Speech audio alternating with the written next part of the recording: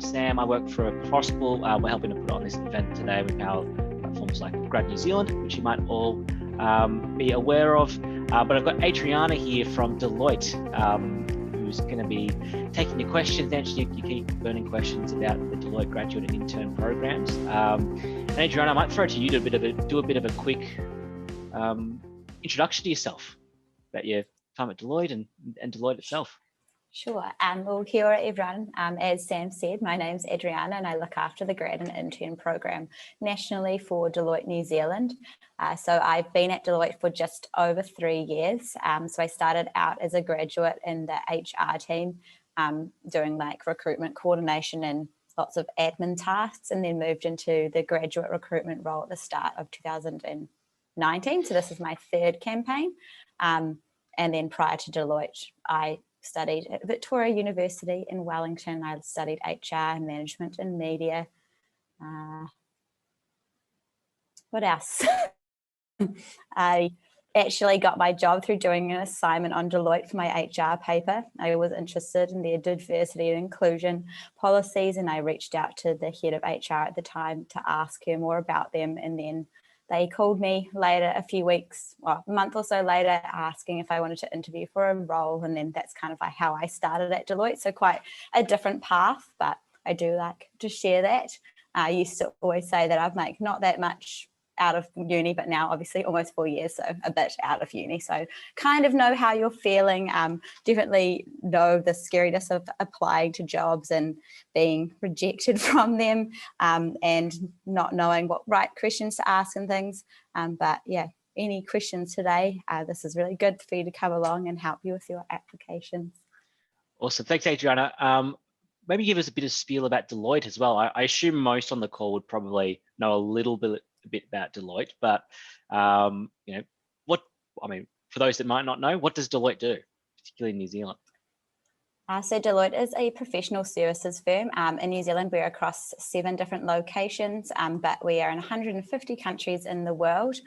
We have 7 different service lines or business units, as they're starting to call them these days. So we have tax, private, actuarial services, corporate finance, audit, consulting, risk advisory. Oh my God. Have I got up to 7? I was trying to count at the same time. I think so. Yeah, I think that was all of them. Another fact about me, counting is not something that I'm good at. That's all right. If we miss one off, we'll hopefully remember it a bit later on. I think that was 7 though. I'm not very good at counting either. Awesome. Yeah. So, but yeah. Oh, sorry. No, you go. I was going to say professional services. Like, what does that actually mean? Like, what are obviously mention all those service lines that they do. Like, what's that sort of typical work that's done in those sort of fields? So I guess a really cool thing about working with professional services firms is you get to work across all the different sectors. So you are advising clients no matter what business unit that you are in. So that's sometimes a misconception that people think you only would be advising in roles like consulting. So we work across like the public sector, the private sector, banks, governments, telecommunications. The clients that we have is quite endless, like small businesses, especially if you're in the private business unit. So it's a really good, I guess, starting place for a career, because you get to see how all those businesses works, as well as working in a big corporate with all the benefits of the training and development that you get from a big organization. So it's a really good place to start out your career and learn more about other places that you might want to work. So heaps of people from Deloitte have moved on to their clients, which everyone knows is going to happen at some point, but it's a really good place to get your foot in the door and start learning more about like where you want to work. I definitely recommend it if you don't really know what industry you want to work in as well. You just can get so much experience working across different sectors that you wouldn't get if you just went into one of them individually. Awesome. Did that answer your question? Yeah, I think so. I'm sure there'll be other questions from the rest of the participants here. One final one from me before I open up the floor to everyone on the call. And just to flag everyone, when we go into the live Q&A section next, what I'll get you to do is write your questions into the chat function, and then just let me know if you're happy to read them out yourself. And that's definitely our preference. We definitely want to make this, as much of a conversation as possible. Otherwise, let me know if you'd prefer for me to read them out, and I'll read them out to Adriana, and we'll go from there. But yeah, start writing them into the chat function. Before I start opening the floor there, can you tell us a little bit about the programs that you've currently got on offer at Deloitte for students? So we are recruiting for our grad and intern program at the moment. So across all of those business units I mentioned, the only one that doesn't do internships is the actuarial service line, due to the nature of their work and size of their team. So our internships run from November to February, usually start around the 22nd or 20-ish of November, finish around the 12th-ish of February, I think they finished this year. And then our grad program starts in February, and normally the 20-ish time, and goes kind of forever, like it is a permanent full-time offer, which is really cool. So you don't have to stress about getting, I guess, the offer after. I know some grad programs are for a certain amount of time. In the first week of grad, once you're a grad, you have an induction that goes for a whole week. So the first day is in local office induction, and then everyone flies up to Auckland, which we're so lucky to do this year, given the lockdown levels that we keep going in and out of. And they all stayed at the Quartus, and we had like soft skills type training. We had even had Nigel Latter come in and do a presentation on resilience, which was really cool. And he's so funny, which was nice to have him come along.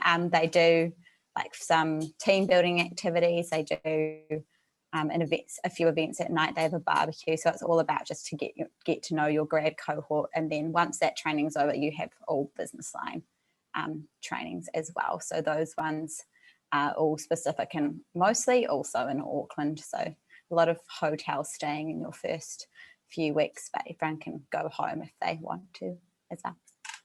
Awesome. Well, we're starting to get some questions coming in. I've got one from Sam Downey, great first name as well.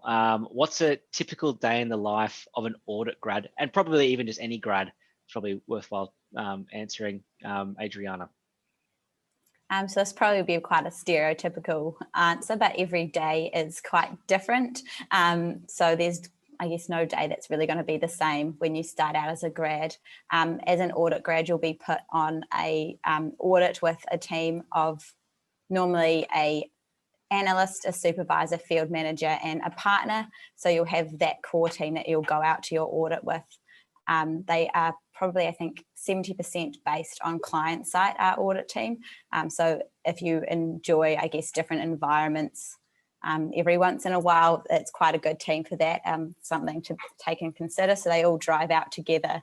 And some of our locations that we audit are more south or more north. So if you live those ways, we try put the people on who live north, in relation to Auckland. If you live like on the North Shore, they would try put you on a North Shore client, so you don't have the longest commute, which is quite good as well.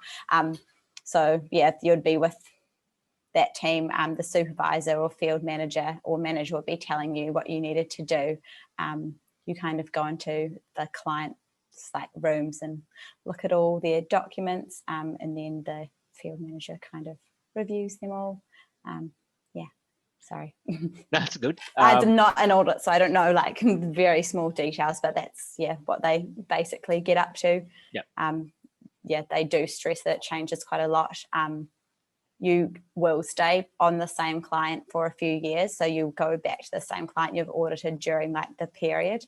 They like to keep those relationships strong, unless there's obviously any issues or people prefer to move to other ones. But I know that this grad Mackenzie's been on Air New Zealand for the last few years, which is quite a good one to be on. Awesome. I'm going to throw to Claire next to sort of get me to stop talking. So Claire. Thanks, Sam. Kia ora, Adriana, and tēnā koe, everybody. So I was just wanting to know the internship, the summer internship, that is the only internship that Deloitte offers? It is just in the summer? Yep, yeah, that's correct. Just so we have all the interns here at the same time. We have found that getting interns out of cycle it's like a good experience for work and things for them, as well as like the learning opportunities. It's really nice for them to have a cohort. Mm-hmm. Great. And is the internship full-time? Is it a 40-hour-a-week thing? Yeah. So our internship, our hours are 37.5 hours. So yeah, it is a full-time role. They've definitely had people, if there's like a need for flexibility, they've got like kids or other commitments, there is a possibility to reduce those hours. We had someone last internship who was a sports, I can't remember what sport they were, but they were finishing at 3:30 every day. Okay. And also I saw on the website about the Bright Start program. I was wondering if you would be able to talk about that a little bit more and how to apply. So those roles, usually we look through, ask people when they've applied for interns or grads if they're interested in casual work as well, or we will advertise for those roles, normally not during our campaign. Cool, thank you. Shall I ask my final question now, Sam, or just wait, let other people have a chance? Yeah, go for it. Well, we've got you on. Okay. Adriana, if I couldn't do an internship and I just applied for a graduate position, I see in the application process you specify the unit you're applying for, and I wonder if in the recruitment process will members of Deloitte sort of talk to you about your strengths and help guide you to the right unit, or do you have to be quite sure when you're applying that that's the right fit for you? So there is two different that you can apply for. One, then you have the option for a second choice. Usually, if we see your application, we think that you'd be good, but maybe not for that business unit, we will give you a call and recommend another area of our business. So that's happened quite a lot with people who aren't sure what they want to do, but they've chosen one and then chosen a second, and then I've seen their application and thought maybe they would suit tax or they might suit corporate finance rather than what they've applied for. So we just call them and talk them through it. But yeah, you do get two choices. So hopefully one of them work. Great. Yeah. That's really helpful. Thank you so much.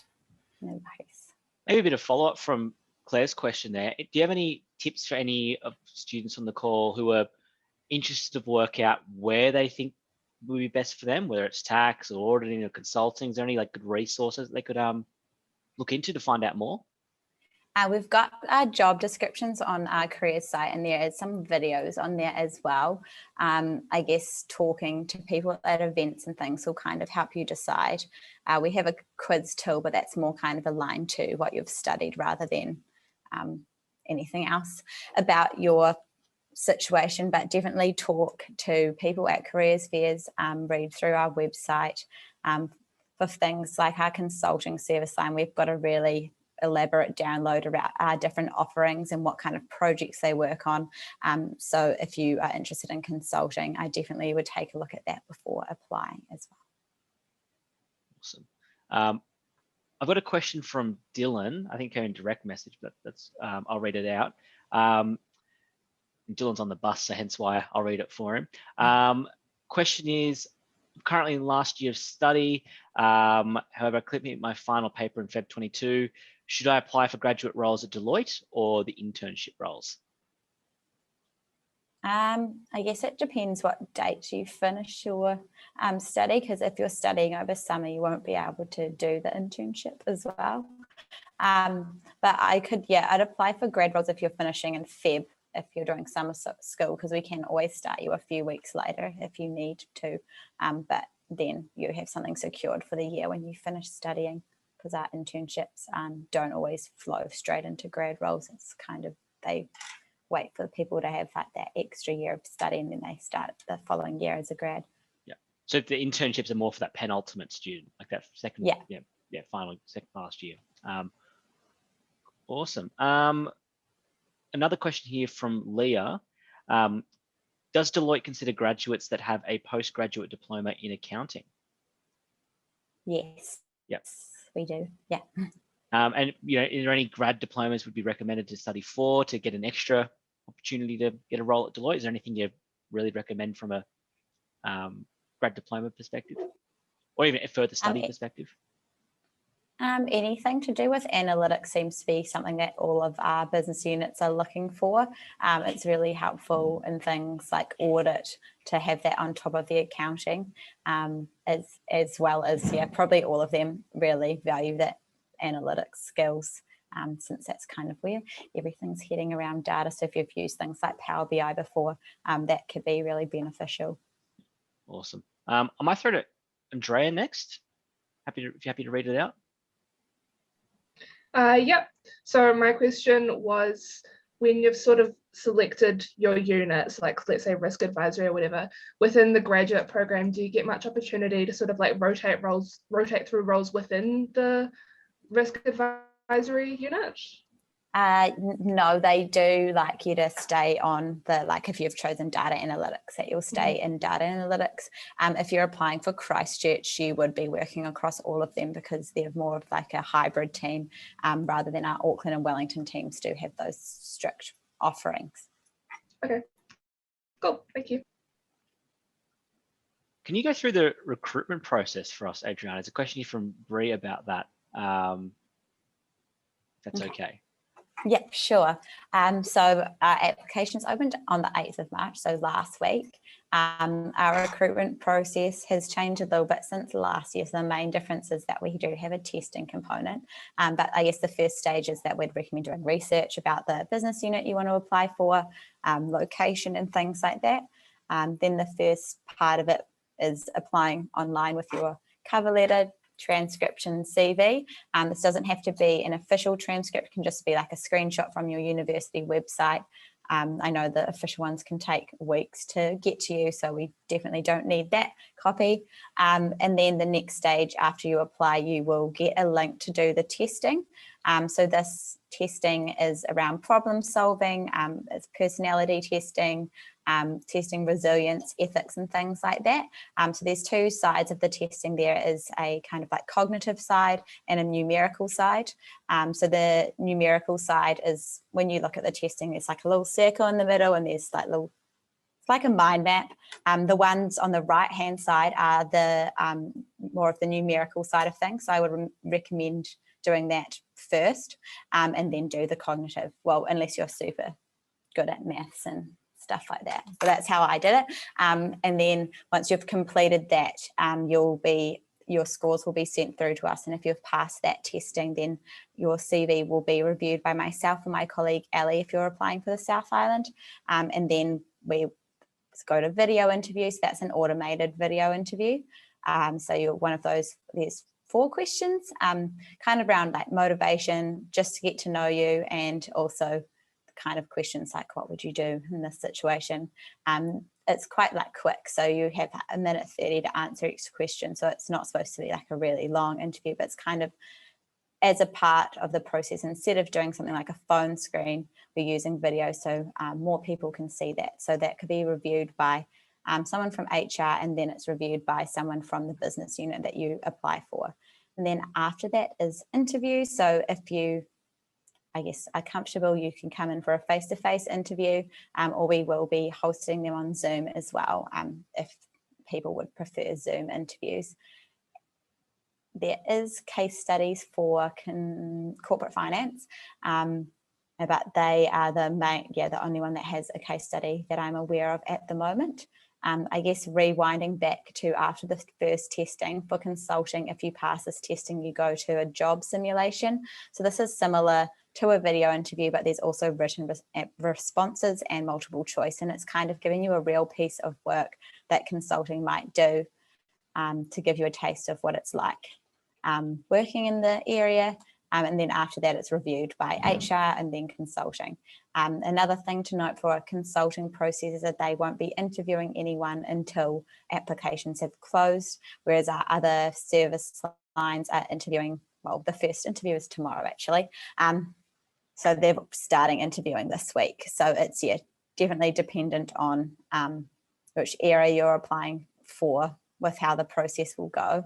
But if you getting other offers, there's a NZ Student Careers inbox that you can email to let us know that you've got other offers on the table or you need to be progressing elsewhere as well. There's a couple of follow-up questions to the recruitment process. This is good to touch on this. First one from Sam. Are there any particular tips you can give everyone to stand out in the application stage? Like anything you're particularly looking for? I'll probably elaborate on that a little bit for Sam. Like, is there a skill set that you're looking for, a type of personality, anything like that? Any particular experience maybe that really would stand out, or is that not the case? So I guess we are looking for all-rounders, so make sure you include like everything on your CV, not just the academic side of things. Definitely include things like hobbies. I don't know, some places might not want you to put those on, but it's something that our teams are really interested in to get to know you better. I'd just do lots of research is really important and can be really impressive. So if you've looked on our website, you've seen that this person said this about working flexibly, or looked on LinkedIn and seen an advertisement or a video about someone working like in the Maori sector or something like that. It's always important to include those kind of things, include how our values align to your own values. There's heaps of stuff on our client site around like human capital trends and all that kind of work, or social impact, anything. Sustainability snapshot, that one's pretty good. I actually helped make that, so write about that if you want to impress me. So there's heaps of stuff that you can look to and like to say why you're applying for Deloitte specifically and why you're applying to the service line specifically. In relation to personality types, there's not like a certain personality type we're looking for. We really want to continue to diversify our workforce, so we're open to like obviously all different personality types. There's heaps of introverts and extroverts here, and the blended one as well. There's no particular one that we're looking for. Any job experience is valuable, doesn't need to be relevant to the actual job you're applying for. You'll definitely have skills from any job that you've done before in your life. For example, I nannied at university, and I talked about how the parents gave me lots of responsibility. I looked after a baby, so I guess their life, I was looking after someone else's life, so lots of trust and things. And I had to talk about in my interview like what happened like when the kids were like naughty, like how did I react? And so they got quite personal about things that were on my CV, so make sure you can talk about them as well. But any work experience is just really valuable, and you can frame, I guess, anything to skills that you have that you could bring to Deloitte. So it was a little bit of a ramble. No, it was good. Have you got any, like, obviously you've done your own personal example with nursing. Have you seen any particular standouts when you've been recruiting people? Like someone who said, I worked at McDonald's and this is how it relates to, what I could do at Deloitte, or any other examples you can think of? You don't have to, but. I think, yeah, I've had like people who have used like travel as an example. So we've hired a grad that started with us this year, and he didn't do an internship over one summer. He went to Spain on an exchange, for uni or something. I guess you can't really do that at the moment, but and he talked about like how going to a country where he only knew like minimal language was like a real challenge, and how he had to adapt and things like that. So you can really use lots of different examples of how you've like shown resilience, how you've become adaptable, because those are all skills that we look for. Another one is retail, like customer service, and retail is probably a huge thing. Like our clients are our customers, so being able to deal with difficult customers, being able to like keep a smile on your face even though people are being like annoying or something to you is really important skill as well. So just I guess, yeah, the customer is always right, and for us mostly the client, you need to make sure that they're happy, can't ruin any of our relationships. So you can definitely use those kind of things, and that's the same with hospo, I guess, as well. Awesome. Next question is about the cover letter. So who should they address that to? I would say me, because I read most of them. I know, yeah, most people can just address them to anyone, but when they have my name on them, I get really happy, so I'd address it to me. Quick tip for everyone on the call: put you ahead of everyone else that applies. Anything else, like any tips for the cover letter as well, like personalize it, for example, to make it Deloitte? Definitely, like personalize it to Deloitte. Say how your values align with Deloitte's values. Give like drive to why you want to work there. So for me, I wanted to work at Deloitte because of their diversity and inclusion policies, and how they have a sustainability team. So I wrote that in my cover letter. So seeing that's like showing you've done research, and then drive to wanting to work at a certain place as well. Anything about your life is good. Like try to make it tell a story, like not just be a letter version of your CV, because we're going to look at your CV anyway. So make sure you've told a bit of a story, but don't make it longer than a page. Yes. People might not read the whole thing. Yeah. While we're on what, like you said, sustainability, diversity is one of the big reasons you wanted to join Deloitte. It's not a question in the chat, but actually, could you elaborate on why? Like, what does Deloitte do in those space for us? So when I originally applied, so quite a long time ago, I was interested in the diversity and inclusion, I guess, around the LGBTI community. We don't actually have a rainbow tick, but we do a lot for, I guess, the community through pro bono work, and we've run quite a lot of workshops through Rainbow Youth. So that's something that I was really passionate about, and I wanted to be part of an organisation who was going down that path. You'll see my background at the moment is about neurodiversity. So we've been celebrating Neurodiversity Week this week, which is something that I really care about because I'm dyslexic. So that's one of the, I guess, parts of neurodiversity. And I do, one of my childhood friends' siblings is autistic. So that's something I've been passionate about since, I guess, I was a young child. So that's something, I guess, another reason why I was driven to Deloitte. And then sustainability wise is something else I was really passionate about throughout university. At the time, Deloitte didn't do as much for this, but once I started, I kind of learned more about what they did. And we've got like a corporate responsibility team in internal services, and then they work across the different business units as well. So we have our GROW program, which is under World Class. So World Class is kind of something that globally Deloitte does, and each office kind of has their own, or not office, location has their own thing. So for us, we go into skills and teach financial literacy and do workshops, and the skills are normally the lower decile ones as well. So that's something that I also cared about. Is that enough? Yeah, it's good. Try to think of more things. We have a green team. Yeah. I actually run that as well. I actually worked in our corporate responsibility team last year. I did a secondment for 5 months. So worked with them more closely. So that's how I created the sustainability snapshot that you should mention in your cover letter. Yep.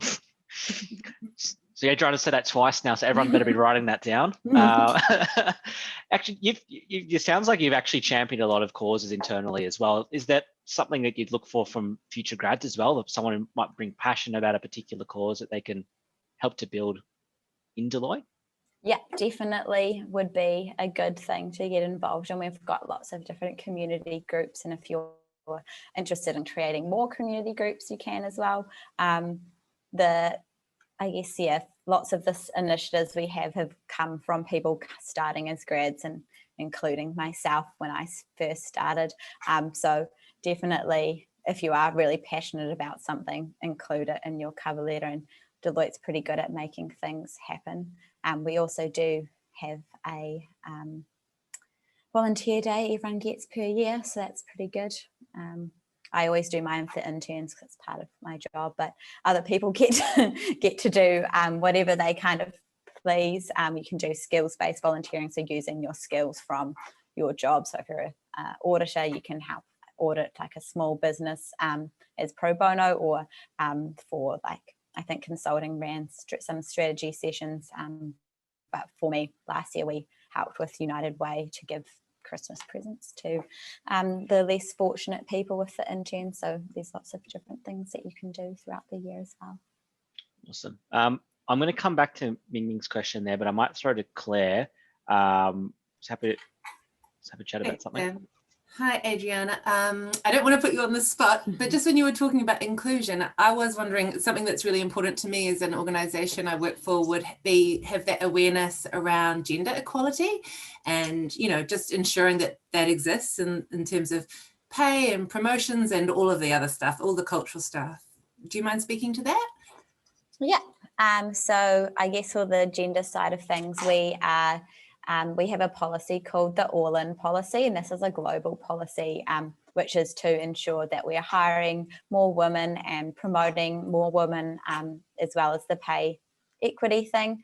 So this policy is kind of around when we are presenting people for roles, we have to do a balanced shortlist of male and female, and I guess if there was any gender diverse people, those would be included as well.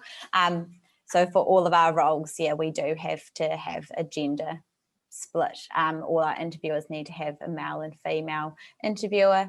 I can't remember from the top of my head, but it's also on the sustainability snapshot about the pay equity. We're really focusing on progressing more women to partners, so we've increased it to 25% now. We have a women in leadership program, so that's run through our learning and development team, so that's kind of for people who are on partner track. It's normally manager and above that attend this training. But it goes for around 6 months, and there's lots of different sessions and different speakers that come, and so it's something that we are really focusing on with the gender, and even since I've been here in the last 3 and a bit years, I've definitely seen like a greater increase of female leadership or female in leadership positions. Thank you. In terms of the video interview, have you got any, can you recommend some secret tips? Ming said that found it was the hardest part of that process last year. So yeah, any tips you can give for the video interview would be great.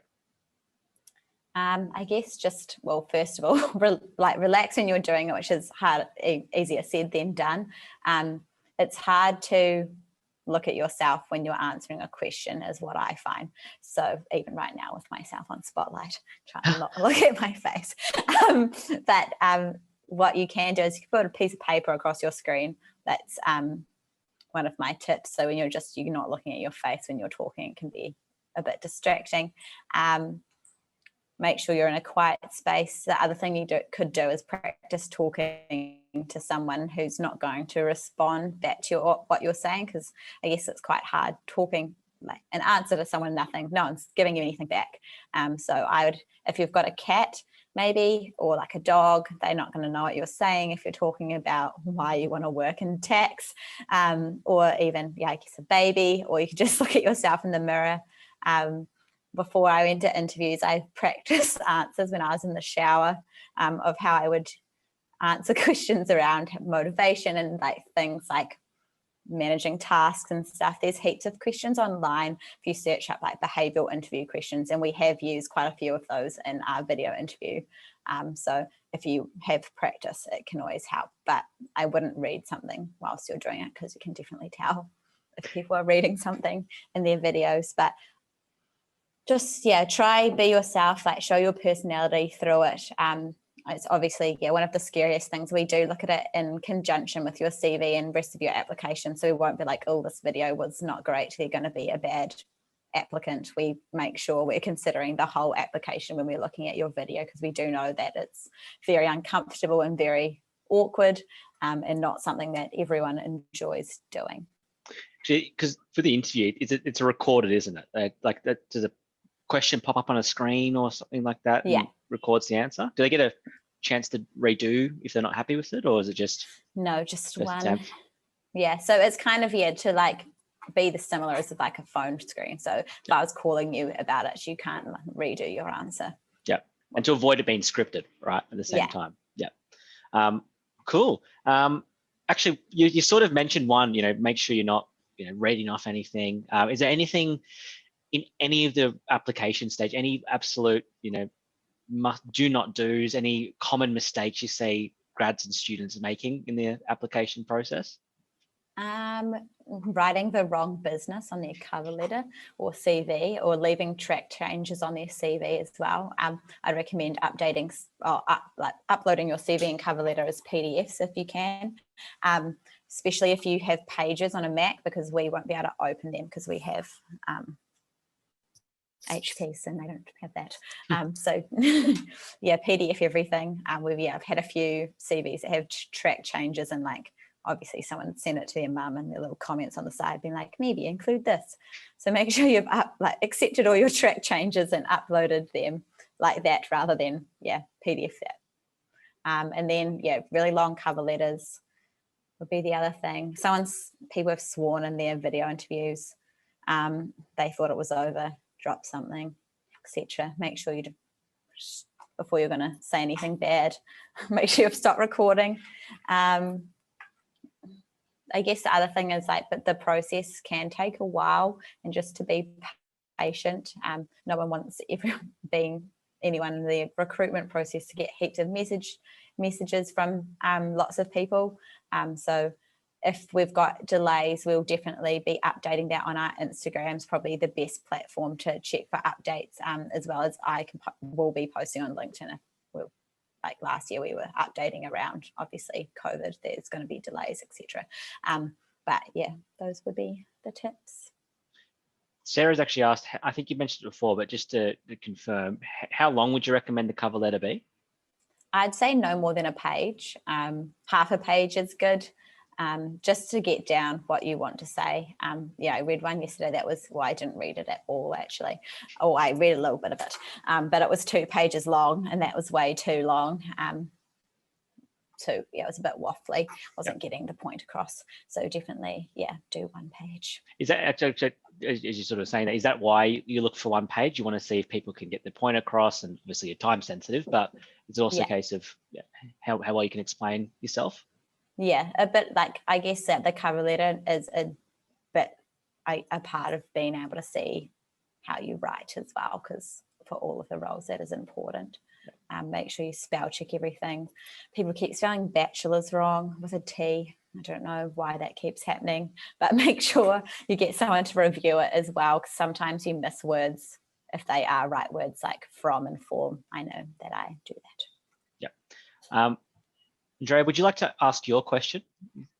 Yeah, sure. I was just wondering if you could speak a little bit about what the company culture is like. Yeah, for sure. I guess this can differ depending on location and business unit. So for places like Auckland and Wellington, it's quite large offices. In Auckland, we have 700-ish, just over 700, maybe 750 actually, people. So I guess there's kind of, each team has like their own kind of culture. I'd say it's quite good, very social. Everyone seems to hang out outside of work. It's something that I've seen. When I first started, I joined a football team because I needed to make a friend. I wanted to make a friend, and that was a really good way for me to get involved and make friends with people. As well as I find it like quite fun. We have like all the offices have firm drinks once a month. We have social clubs in each office. So as a part of the social club, I know for Auckland, they're organising a movie, and it's really cool. You don't have to pay for it. Work pays, and you get 3 snacks. So that's pretty good. But I find the culture like fun and inclusive. Definitely, real friendly. All the teams do get really close because it's a very team-based environment. So you'll be like with a team on your project.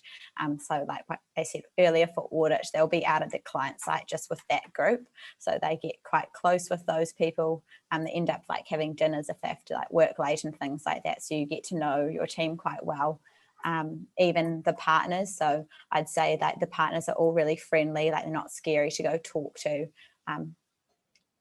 Overall good culture is what I would say. Lots of nice people. Everyone's really smart, which is good. Awesome. Thank you for answering my question. In terms of rotations, Sam has got a question here about the opportunity to rotate across the business units maybe in the grad and the intern programs, but even potentially afterwards. We don't do rotations just because of the work in each business unit is quite different. We do have them for Dunedin internships. That's the only office that still does rotations. I mean, you can move service lines. Like some people have done it. Someone recently moved from tax to consulting. People have moved from tax to corporate responsibility. So people do move around, but it's not like something that we, I guess, encourage in the application process. straight away. But if you aren't, like, if you're doing your process, like your role, and you're doing it to your best ability, and you're still working really hard, but you just know that like tax isn't for you anymore, and you want to move somewhere to corporate finance, those teams work quite closely so those skills are quite like interchangeable. You would have to talk to your partner, and then they would have to talk to the partner in the other team, and then there'd have to be a role available, and then HR has to get involved. It's not like an easy process, but definitely does happen, like people do move around the service lines. Actually, on that, is there much opportunity to, like, I know you said tax and finance get a little bit of it, but is there much cross-pollination between the service lines? Yeah, definitely. The only one that I guess less crosses over is audit, because if we audit a client, we're not allowed to like consult for them, or things like that. That's just a rule. But yeah, our teams do work across all of the different business units quite a lot. So we had a client in Queenstown, and tax, corporate finance and consulting were all on that one. I know some of my friends in consulting have worked quite closely with corporate finance quite a few times. Corporate finance and tax work together quite a lot with mergers and acquisitions. So there's obviously the tax side of that, and if anything's like international tax. And then tax and private, since they're kind of under the same team but separate when we advertise now, they work together quite a bit. My brother's actually works at Deloitte as well. He's actually on a risk advisory project, but he's in consulting. So they do sometimes share resources as well, and you might work on a different project. I know my colleague John, who's in corporate responsibility, has worked on a consulting project as well. So it really, you do get to work with lots of different people, which is, I guess, a benefit again of working in a professional services firm, because everyone can bring different skills to the client. So someone might be like, oh, I'm doing this tax, but they need help with like their strategy. Then they'd be like, oh, we've got people at work that can help with this as well. And then they come in, it's like a dual client. Awesome. Question here from Philip, who apparently is joining us from a cafe, so sends his apologies. Should the cover letter be addressed, should it address only the preferred choice? Because I remember you saying it's only, you get one choice, one backup choice, I think, or should it address both areas of business units? I guess it depends how much you are considering the second choice. If it's just kind of like a backup and you're real keen on the first one, I would just talk about the first choice, or just like start it off being like, I am applying for blah, blah, and then kind of at the end being like, I'm also interested in this service line because X, Y, Z, but definitely have your first choice as like the main point of the cover letter, because the people that will be reading it will be from that business unit, and we won't be putting you forward for your second choice until the original one has been like, no, put them for their second choice kind of thing. Question from Leah about overseas opportunities. She's asked, are there many overseas opportunities / placements after progressing from the graduate role, especially, I guess, in a more normal year, not with COVID? Yep, yeah, there definitely is. So service lines like audit do busy season secondment. So this is when we send people over to like the UK, Ireland, Netherlands, and around there to help with their busy audit season, and then they send people back to us to help with our busy audit season. So that's called a short-term secondment, and those go for 3 months. So you go over there, they pay for your accommodation, you get per diems, you get money each day for like food and that, and you work in the office over there, and then most of them go on a holiday afterwards, and then they come back to New Zealand, and that's, I think, third year. People often do that type of thing. So that's kind of the biggest thing we would be the audit busy season. We take people from all the offices and they kind of swap over. For the other business units, we have got busy season or similar. They go to Australia quite a bit for tax and private, but there is opportunities to transfer overseas as well. So we've had people just do transfers as well as long secondments. So those are from anything from 6 months to 2 years. So I've had a friend who just transferred entirely, didn't do the secondment thing. So a secondment means that you're coming back. So it's quite a good way to, like, your job's still secured in New Zealand afterwards. So if I was like, I'm going to go to London for 2 years, and then they'll be like, but after 2 years you come back to New Zealand, and they pay for your flights, which is good. But yeah, Canada has been real popular for people from consulting to go to, because we're an Asia Pacific member firm. We have quite a few secondments within that area as well, like especially Australia and like Singapore. We've had people in risk advisory, they've gone overseas and they have come back to us, and then they've gone back overseas. Yeah, there's ones that you can go on when you're like more senior that are supposed to like help you become a better leader. So if you're going to like I wouldn't call it the head office, but kind of the head office is in New York. So some people go to secondments there so they can really upskill and then bring those skills back to New Zealand. But there's lots of different, secondments you can do. It's really, I guess, different now because of COVID. But there's a system and it's called Maps, and you upload like your little profile to it with your Deloitte CV. And these are the projects I've worked on. This is my background, and all the recruiters at all the Deloittes can see your profile, and they could shoulder tap you and be like, do you want to come on a secondment to Canada? We really need someone who's worked on this type of project. Or you can see all the other opportunities on Maps as well and say that you want to go overseas. And then your partner kind of like supports you and advocates for you. And then, kind of happens. We're doing virtual secondments at the moment, which is less exciting. But we've got people who are at our like member firms that are working on New Zealand clients because they might have been like on the bench in their home country. So they've got quite a few people from South Africa helping with our audit practice at the moment. Still working to their normal time zone, but working for Deloitte New Zealand for a certain period of time rather than South Africa. Sorry, that just really took a long tangent, but yes, there's lots of opportunities. Have you done any? The short answer. Adriana? I've only done secondments in 2 other teams, so the corporate responsibility one. So that was just a short period of time. I actually was born on a secondment. So my dad used to work for Deloitte when I was not alive.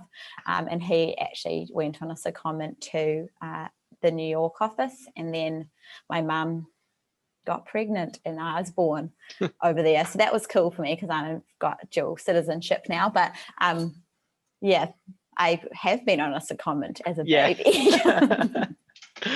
Awesome. In terms, actually, I'm going to throw to Ivy next. If you're happy to take yourself off mute.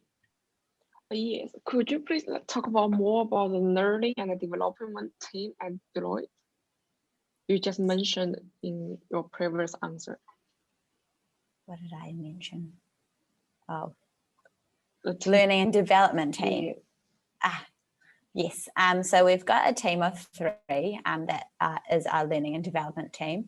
So Pete, Lucy and Vera, they sit behind me in our office.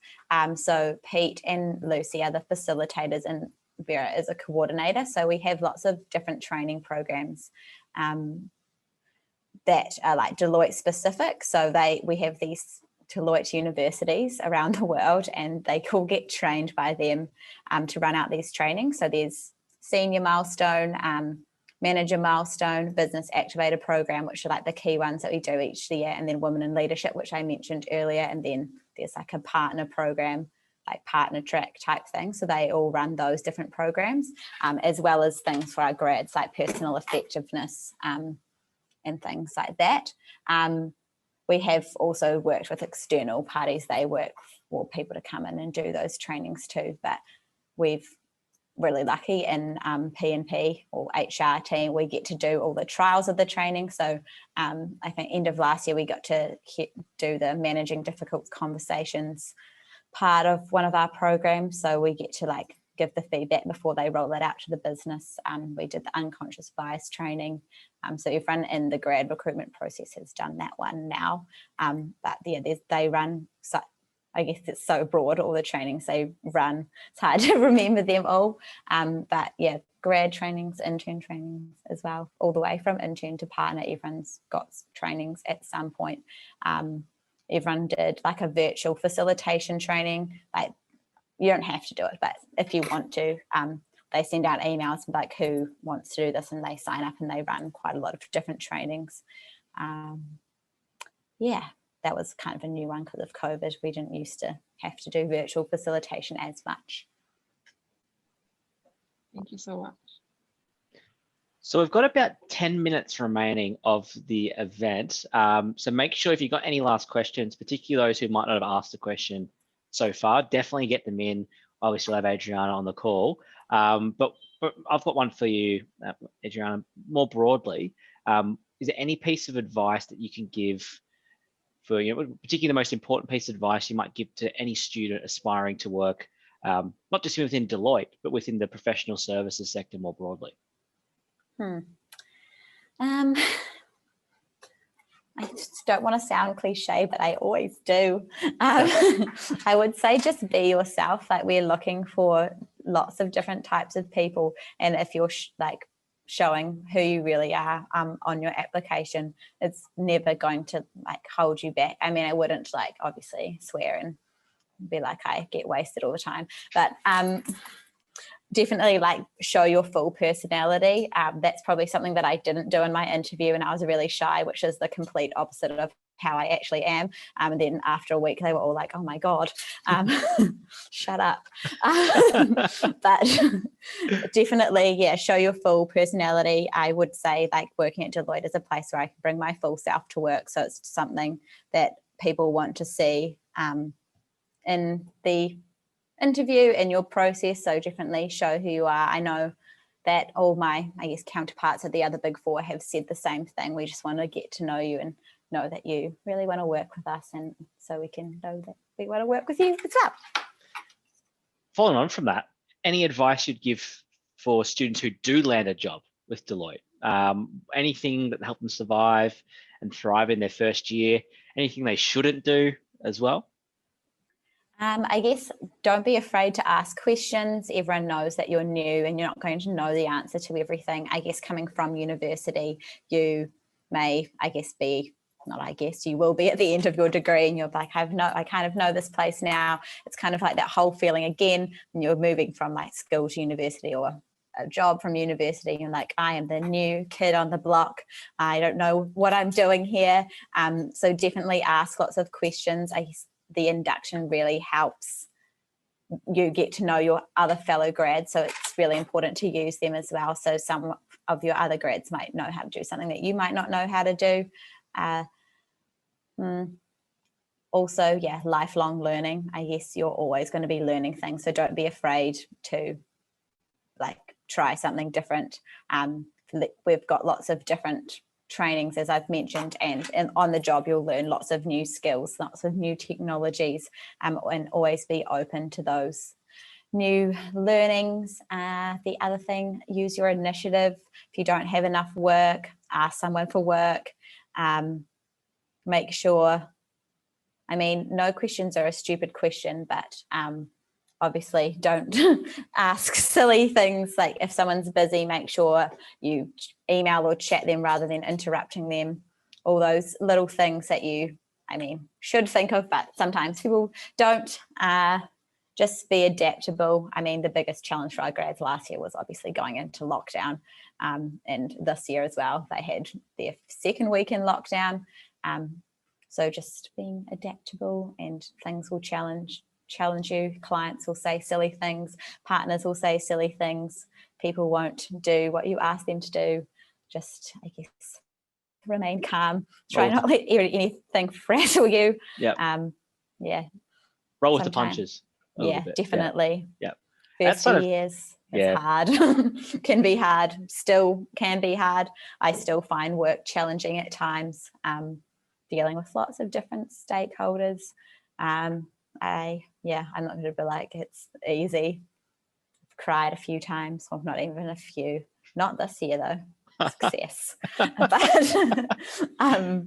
yes, just being stressed. Yeah. But, make sure you talk about it to everyone. Just communication is key, as they say. Yep. is there much support in place? Like I assume there would be, like if, feeling stressed or anything like that, grads internally, do they have that support mechanism to be able to go talk to someone? Yes, so everyone has a buddy when you start. So that will be someone who is in the grad cohort above you.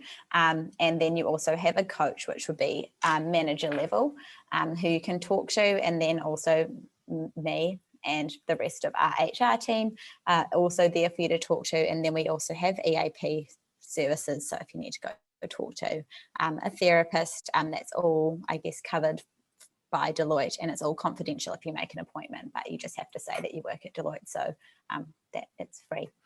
And yeah, I've been there before. They're really nice, really helpful. Everyone's really supportive. If you do get overwhelmed, you just need to make sure you communicate it properly. Don't just not come to work and things like that. Yep. Question from Nusrat. About older or mature students returning to uni, how's that opportunity look like? Do you accept, applications for the grad program from career changes and things like that? Go back to you. Yeah, we definitely do accept people who have had career changes or have studied later on in life into the grad program.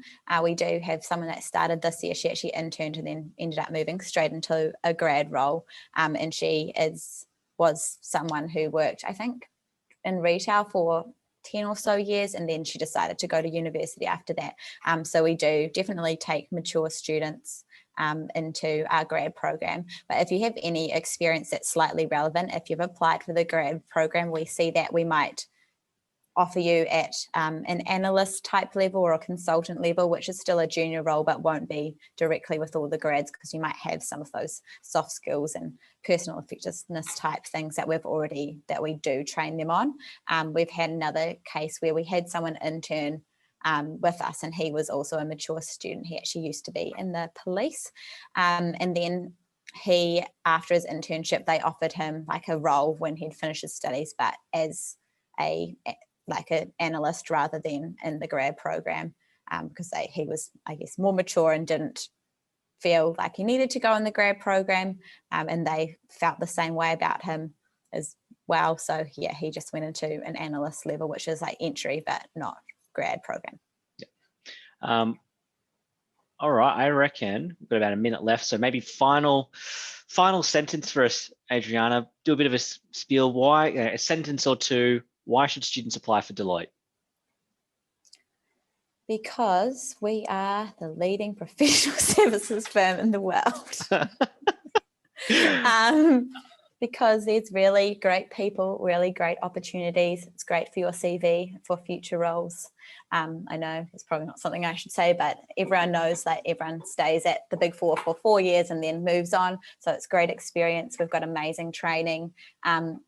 You get to start with 150 other people when you start as a grad, so lifelong friends. Even my friends who have left, I'm still friends with them now. So I would, I guess it's pretty similar to other Big Fours, but everyone applies for all of them. So Deloitte as your top choice. I just realised I'm actually wearing the colours today as well, not on purpose. I'm just bleeding the green dot. Is it St. Paddy's Day over in New Zealand as well today? So yeah, that's actually why I wore a green dress. Yeah, I thought. I've let the team down, unfortunately. Anyway, on that note, I think we might call it quits there, right on time. Perfect. Thanks so much to everyone for your great questions and for your time today. Special, of course, big thanks to Adriana for her time today. Middle of the campaign, lots going on at the moment. So I'm sure everyone's really appreciated that help. Don't forget that, what was that big key tip? What was the thing they should include in the cover letter? Oh, the sustainability snapshot. Yeah. So get yourselves ahead. Make sure you read it. Don't just reference it, because I'm sure you'll follow up with them in the interview. Yeah. So make sure you're doing all that sort of tips. But yeah, thanks so much everyone for your time. I hope you had a great experience, and we'll end it there. Bye-bye. Thank you all for coming. Thanks everyone. See you soon.